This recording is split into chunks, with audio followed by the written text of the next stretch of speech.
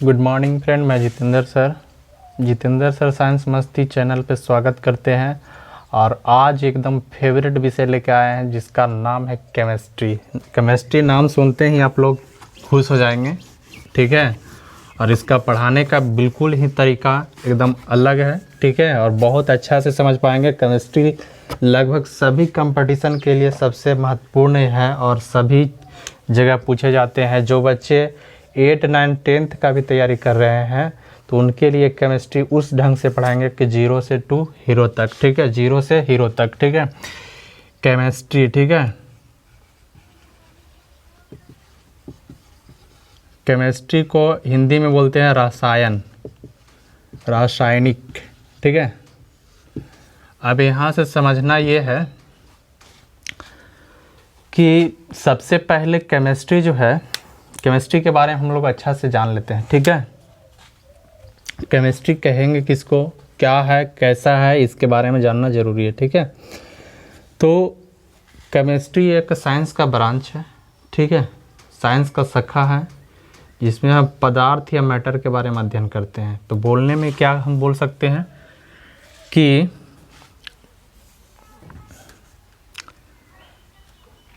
क्या बोलेंगे कि the branch of science in which we study about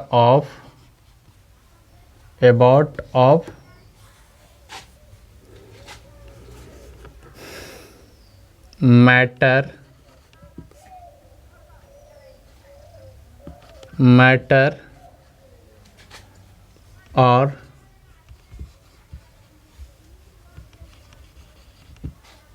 chemical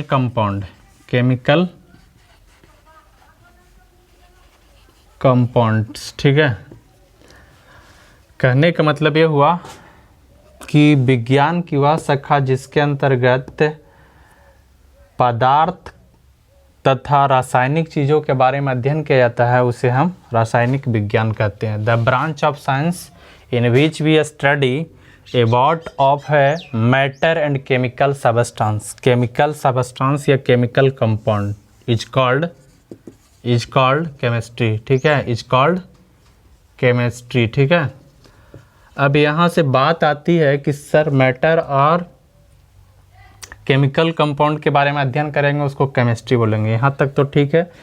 chemistry यहाँ से समझ लीजिए, केमिस्ट्री जो है, ठीक है, केमिस्ट्री की उत्पत्ति केमिया से हुआ है। कहाँ से हुआ है?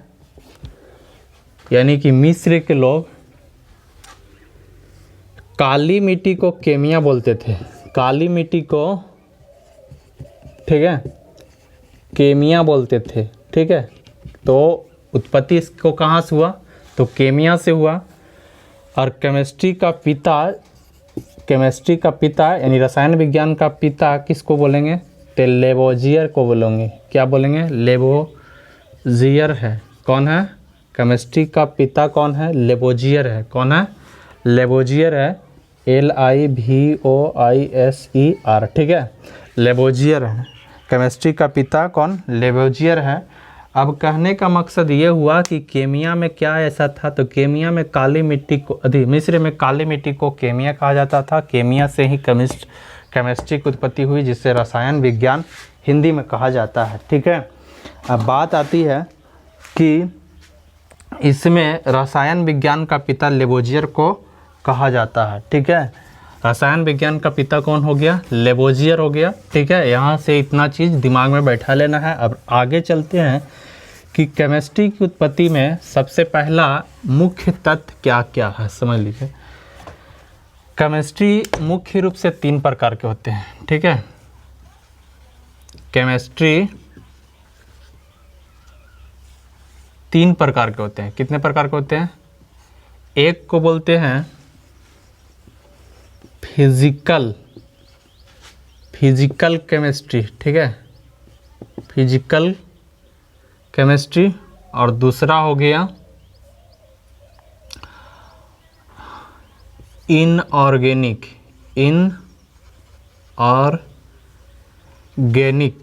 केमिस्ट्री, ठीक है, इनऑर्गेनिक केमिस्ट्री। और तीसरा मेरा हो गया ऑर्गेनिक, ठीक है, ऑर्गेनिक केमिस्ट्री, ठीक है।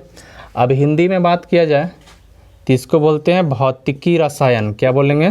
भौतिकी रसायन, ठीक है, भौतिकी रसायन। और ये हो जाएगा हमारा अकार्बनिक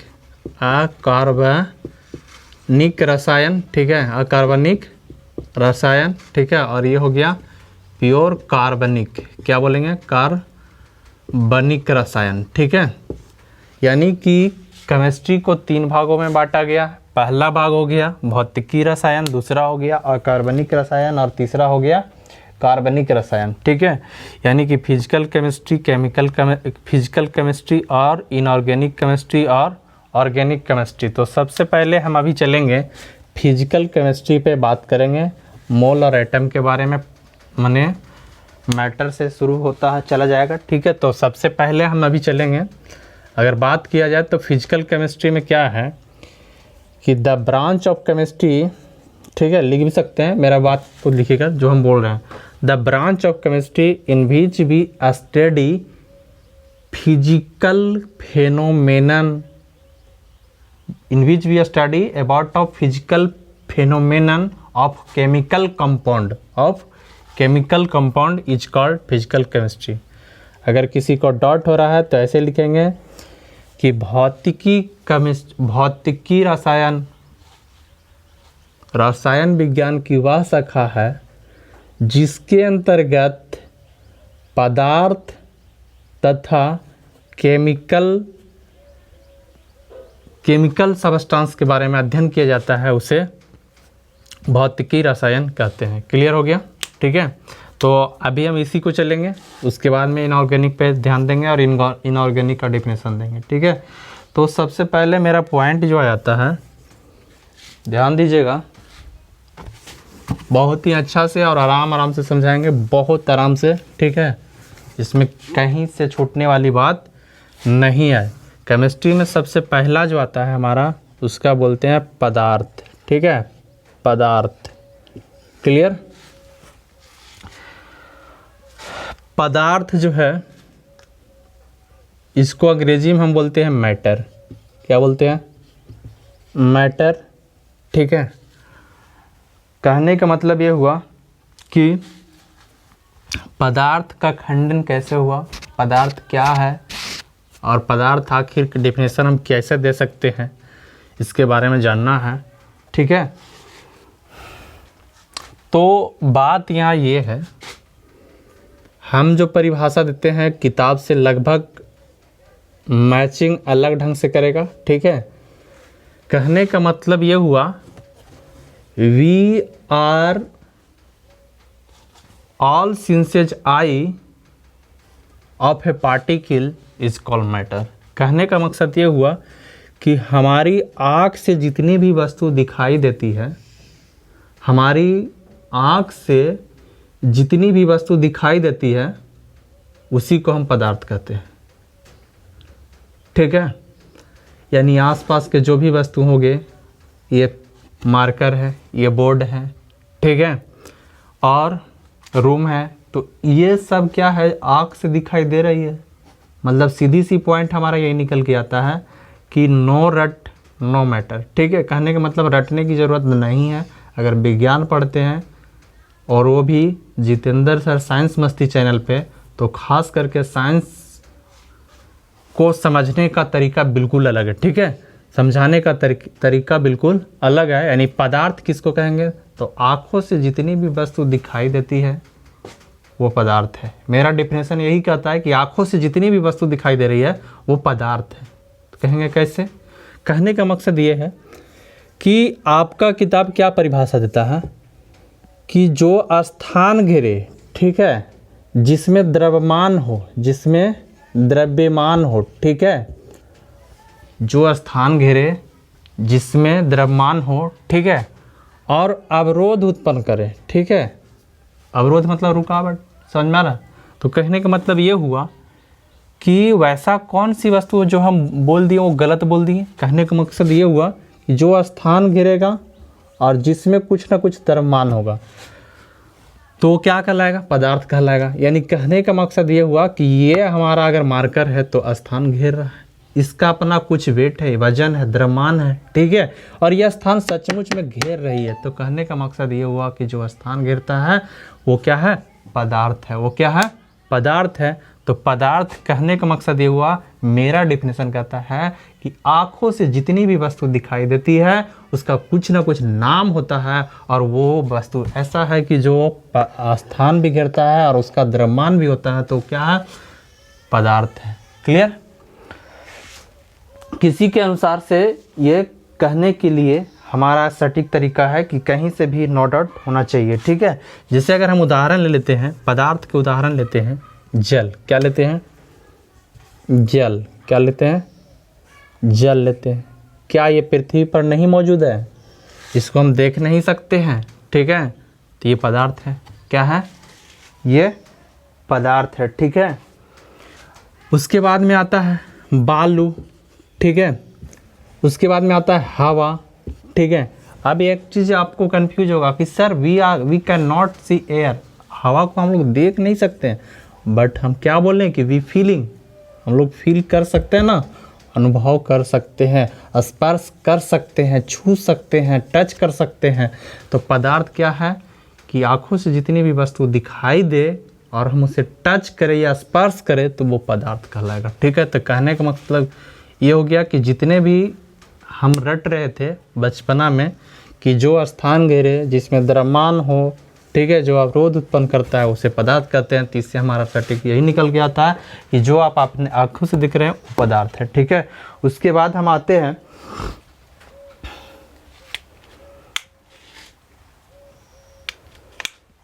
दुनिया के सभी चीज़ जो है, समझ लीजिए कि दुनिया का जो है सभी वस्तु, जिसे हम जो बताएं दुनिया का सभी वस्तु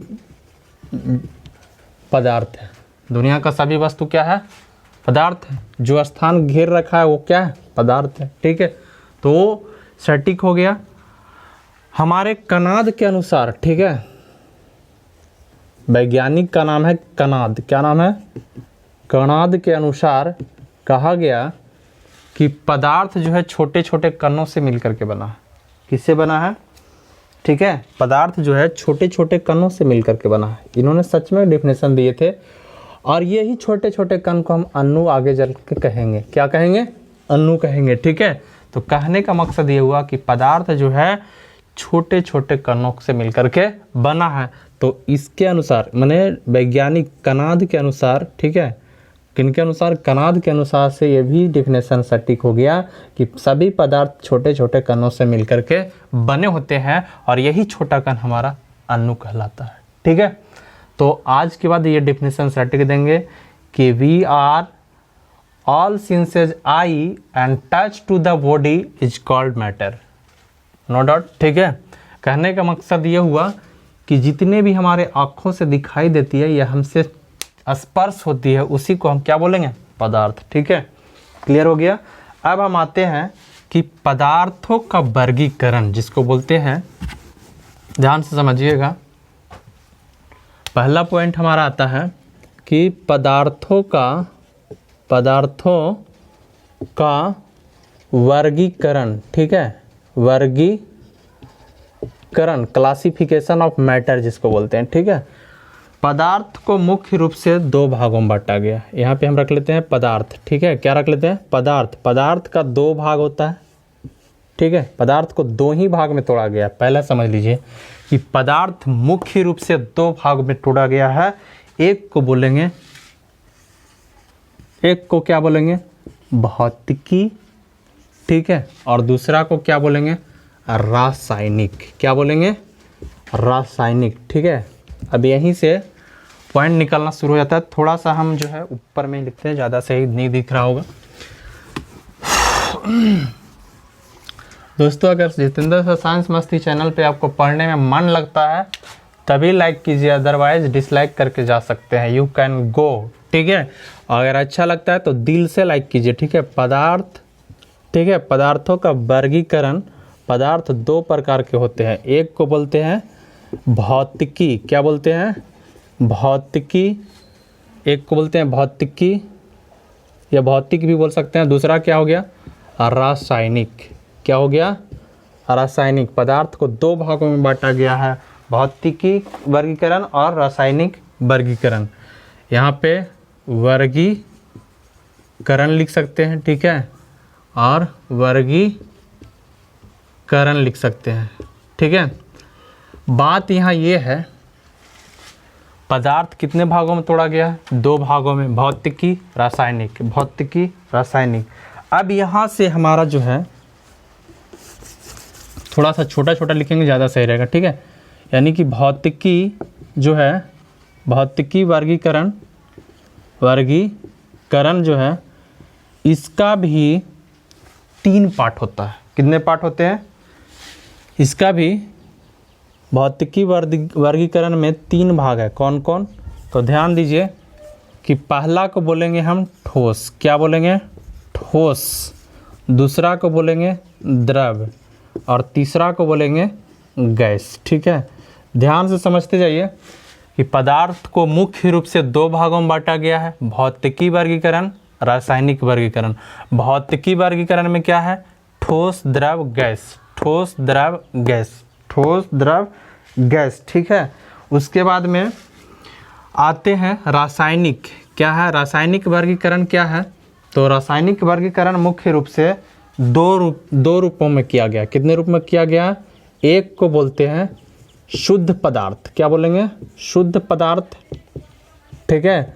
और दूसरा को बोलेंगे मिश्रण। क्या बोलेंगे? मिश्रण पदार्थ। क्या है?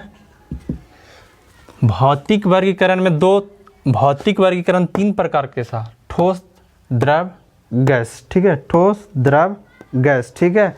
और रासायनिक में है शुद्ध और मिश्रण, ठीक है। शुद्ध पदार्थ और मिश्रण।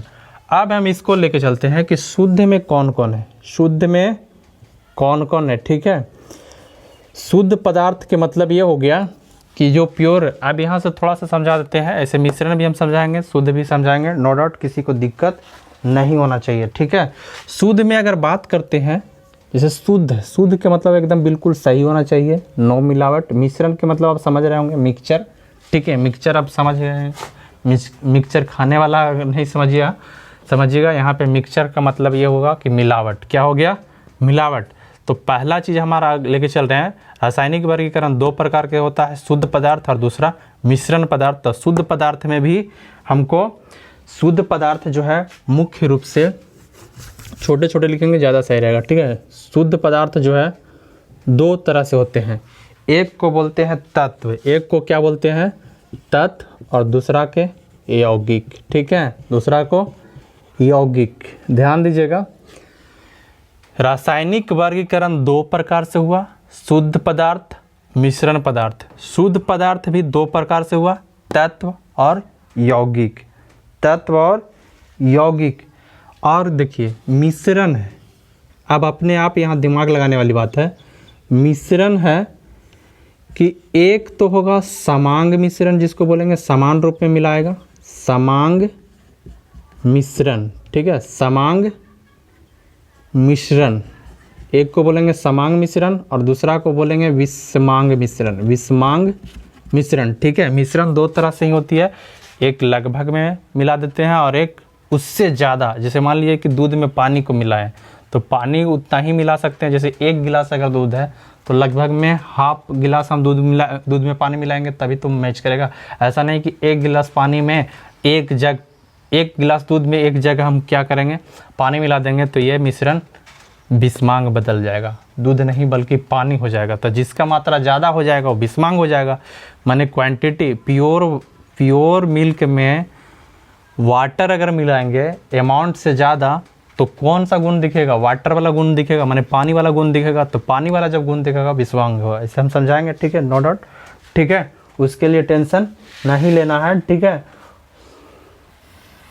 अब यहाँ से हमारा जो है तत्व और यौगिक आ जाता है। क्या आता है? तत्व और यौगिक। अब यहाँ से समझ लीजिए कि तत्व भी जो है, तत्व दो प्रकार के होते हैं। तत्व कितने प्रकार के होते हैं? तो एक को बोलेंगे धात्विक तत्व। क्या बोलेंगे? धात्विक। ठीक है, थोड़ा सा धात्विक तत्व। और इसको बोलेंगे अधात्विक तत्व। अधात्विक तत्व। ठीक है, यानी कहने का मतलब ये हुआ कि तत्व भी दो प्रकार के होते हैं, धात्विक अधात्विक। धात्विक अधात्विक। ठीक है, उसके बाद में यौगिक की बात किया जाए। ठीक है, यौगिक जो हमारा है वो भी दो प्रकार के हैं। यौगिक भी दो प्रकार के हैं जो हम अभी बात कर चुके हैं। कार्बनिक यौगिक होता है। ठीक है, कार्बनिक यौगिक।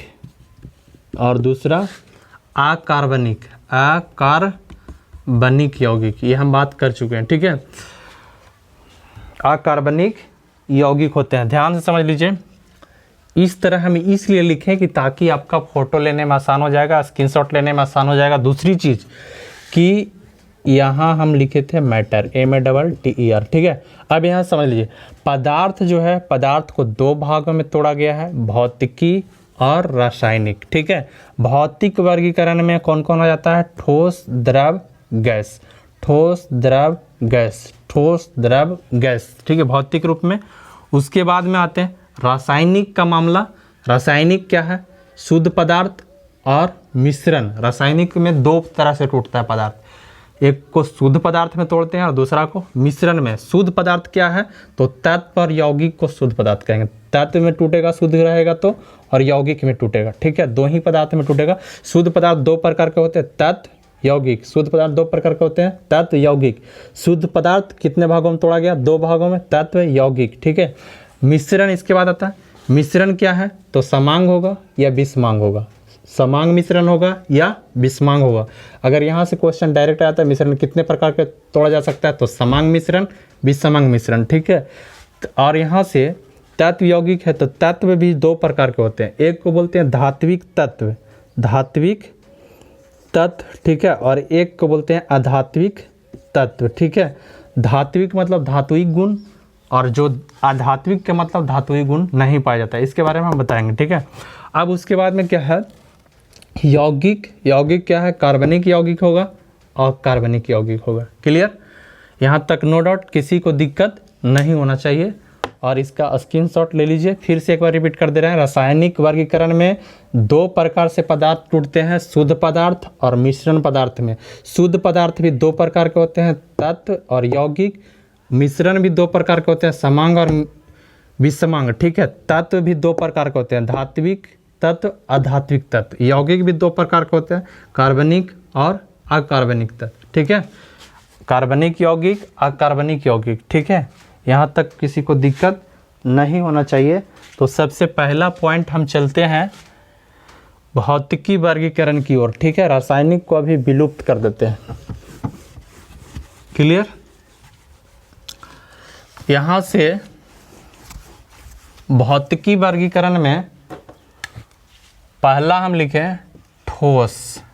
ठीक है, दूसरा लिखे द्रव। ठीक है, और तीसरा लिखे गैस। ठीक है, अब यहाँ से बात को समझिए, आराम से समझिए। ठीक है, कोई भी वस्तु ये ठोस है, जैसे पत्थर लेते हैं। ठीक है, हम जानते हैं डॉक्टर कनाद के अनुसार या वैज्ञानिक कनाद के अनुसार सभी पदार्थ छोटे छोटे कणों से मिलकर के बने होते हैं। कितने से कणों से मिलकर बने होते हैं? छोटे छोटे कणों से मिलकर के बने होते हैं। और कण जो है एक दूसरे से सटे होते हैं, एक दूसरे से सटे होते हैं। ठीक है, तो मेरा कहने का मतलब ये हुआ, ध्यान समझिए।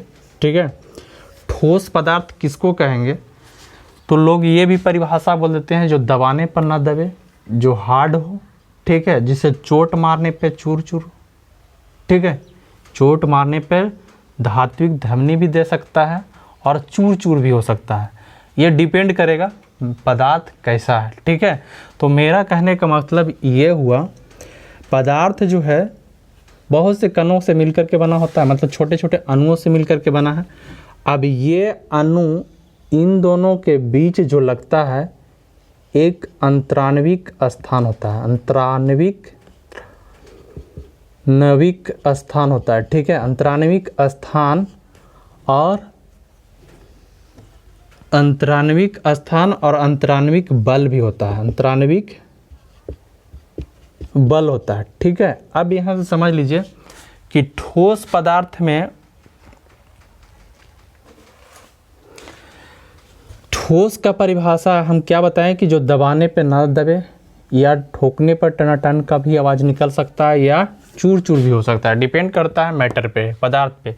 कहने का मतलब ये हुआ कि ठोस पदार्थ वैसे पदार्थ है जिसका आयतन और आकार दोनों निश्चित हो जाता है, दोनों फिक्स हो जाता है, दोनों क्या हो जाता है, फिक्स्ड हो जाता है, इसको हम चेंज नहीं कर सकते हैं, ठीक है।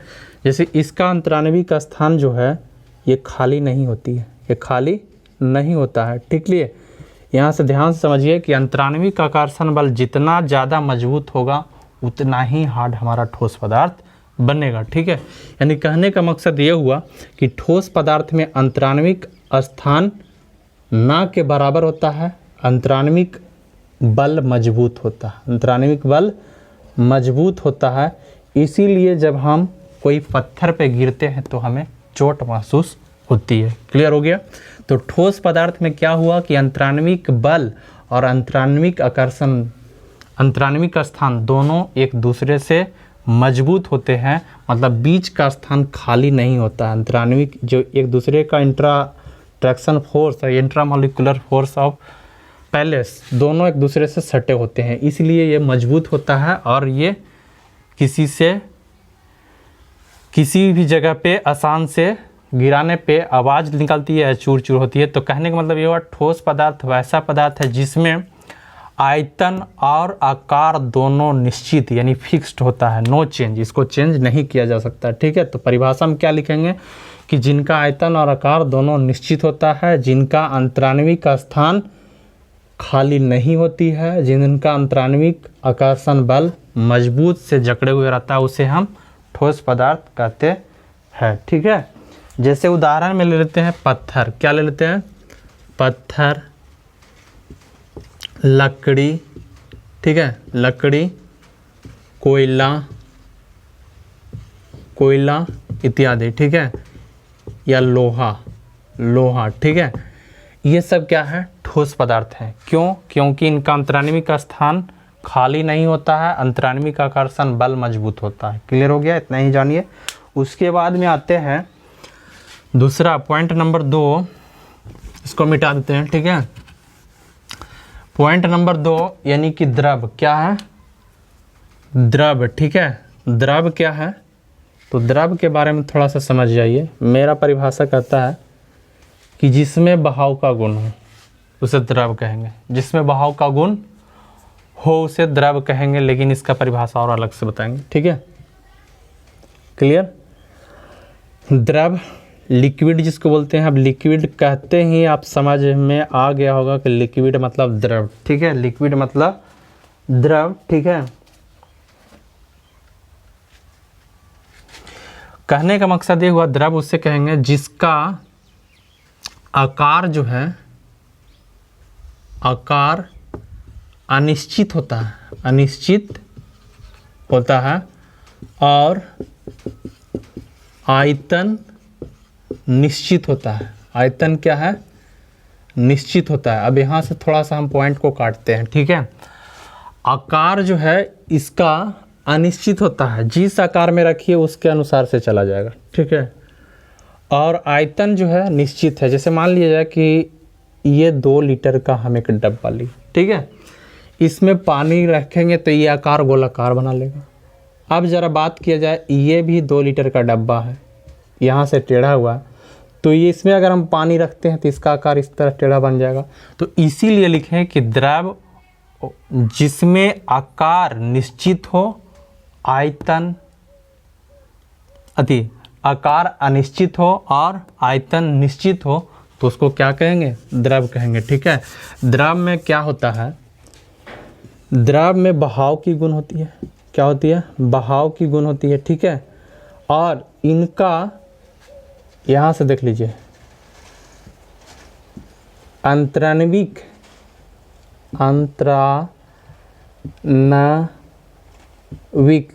ध्यान दीजिएगा, अंतराणविक जो है, अंतराणविक स्थान बहुत ज़्यादा खाली होता है, स्थान खाली होता है। क्या होता है? द्रव में अंतराणविक स्थान बहुत ज़्यादा खाली होता है और अंतराणविक आकर्षण बल भी कमज़ोर होती है। क्या होती है? कमज़ोर होती है। अंतराणविक बल भी इसका कमज़ोर होता है। ठीक है, तो द्रव क्या है? आकार अनिश्चित होता है और आयतन क्या है? निश्चित होता है। अगर 2 लीटर पानी है तो मेरा पानी का नाप हो गया कि 2 लीटर है। अगर मान लीजिए 1 कप पानी है तो उसका भी 1 कप उसका माप हम ले लिए। कहने का मकसद ये हुआ कि उसका माप जो है निश्चित होता है, आयतन निश्चित होता है और आकार जिसमें रख दीजिए उस आकार का हो जाएगा। ठीक है, तो कहने का मकसद ये हुआ कि द्रव में ऐसा गुण पाया जाता है कि द्रव में अंतराणविक स्थान जो होता है खाली होता है, अंतराणविक आकर्षण बल कमज़ोर होता है। इसीलिए कोई भी व्यक्ति नदी या तालाब में आराम से कूद करके नहा लेता है। ठीक है, स्नान कर लेता है, क्योंकि उनका अंतराणविक स्थान खाली होता है। अगर बात किया जाए इधर से जाएं और पत्थर पे खटाक से कूद जाएं, क्या पत्थर के अंदर जा सकते हैं? नहीं, और उसका उल्टा रिएक्शन होगा कि चोट लगेगा, हाथ पैर टूट जाएगा। ठीक है, तो ऐसी स्थिति में क्या होता है कि ठोस का अंतराणविक आकर्षण बल, ठीक है, मजबूत होता है और उसमें खाली नहीं होता है, इसलिए वो चोट लगता है। और द्रव में अंतराणविक स्थान खाली होते हैं और आकर्षण बल कमज़ोर होते हैं, इसलिए ये आसानी से इसमें लोग छलांग मार के नहाता है। ठीक है, तो यहाँ से 2 चीज़ क्लियर हो चुका है। अब आते हैं गैस। क्या आते हैं? गैस। कहने का मतलब ऐसा, गैस कहने का मतलब यह हुआ कि पदार्थ का वह भौतिक अवस्था जिसका आकार एवं आयतन दोनों अनिश्चित है। दोनों क्या है? अनिश्चित है, इसमें कोई सीमा नहीं है। ठीक है, गैस अगर वायुमंडल के कोई गैस नाप के बता दे, ठीक है, रूम का गैस नाप के बता दे, तो ऐसे क्या है, ना तो इसका हमको आकार देख पा रहे हैं किस आकार का है और ना ही इसका आयतन, तो दोनों अनिश्चित होता है। दूसरी चीज़, गैस के अणु जो है एक दूसरे से सटे हुए होते हैं। ठीक है, एक दूसरे से सटे हुए होते हैं और इनका अंतराणविक स्थान लगभग खाली होता है, लगभग खाली होता है। इसीलिए हम आसानी से रूम में आ करके घुस जाते हैं और शिफ्ट हो जाते हैं। ठीक है, तो अंतराणविक स्थान खाली होता है और अंतराणविक बल जो होता है कमज़ोर होता है। क्लियर? तीनों पॉइंट क्लियर हो गया, इसमें नो डाउट। ठीक है, तो उम्मीद करते हैं आज का वीडियो पसंद आया होगा। ज़्यादा वीडियो लंबा करने की ज़रूरत नहीं है, नेक्स्ट वीडियो में हम फिर मिलेंगे। तब तक के लिए all the best, thank you for watching my video. ठीक है।